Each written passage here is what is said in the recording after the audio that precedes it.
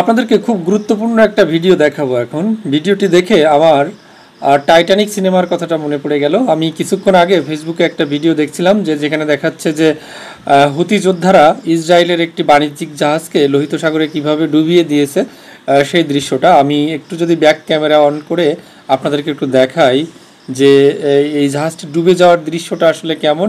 এবং টাইটানিক সিনেমায় যে জাহাজটা ডুবে গিয়েছিল, তো সত্যি সত্যি এই টাইটানিক জাহাজের সাথে এই জাহাজটি ডুবে যাওয়ার রিলেশনটা কীরকম আপনারা একটু দেখেন।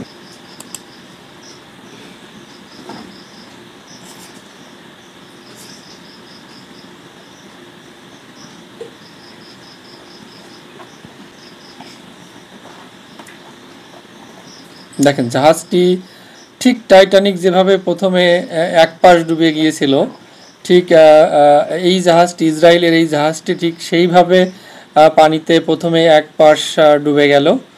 তারপরে টাইটানিক জাহাজটি অবশ্য মাঝখান থেকে ভেঙে গিয়েছিল, কিন্তু এই জাহাজটি কিন্তু আমরা মাঝখান দিয়ে ভেঙে যেতে দেখছি না। এক পাশ আগে ডুবে গেল, তারপরে ধীরে ধীরে সেটি তলিয়ে যাচ্ছে, অর্থাৎ আর এক পাশও পানির নিচে তলিয়ে যাচ্ছে। ঠিক এই যে ঠিক এই দৃশ্যটা কিন্তু একেবারে টাইটানিক জাহাজের মতোই। টাইটানিক যখন শেষ ডুবে গিয়েছিল আমরা সিনেমায় যেমনটা দেখেছি, ঠিক এই রকমটা কিন্তু হয়েছিল। এইভাবেই কিন্তু টাইটানিক আস্তে আস্তে ডুবে গেল। তো যাই হোক, এই ডুবে যাওয়ার দৃশ্যটা দেখে আমি ছোটোবেলায় যে আমরা টাইটানিক সিনেমাটা দেখেছিলাম, সেই জাহাজ ডুবে যাওয়ার ঘটনাটা মনে পড়ে গেল।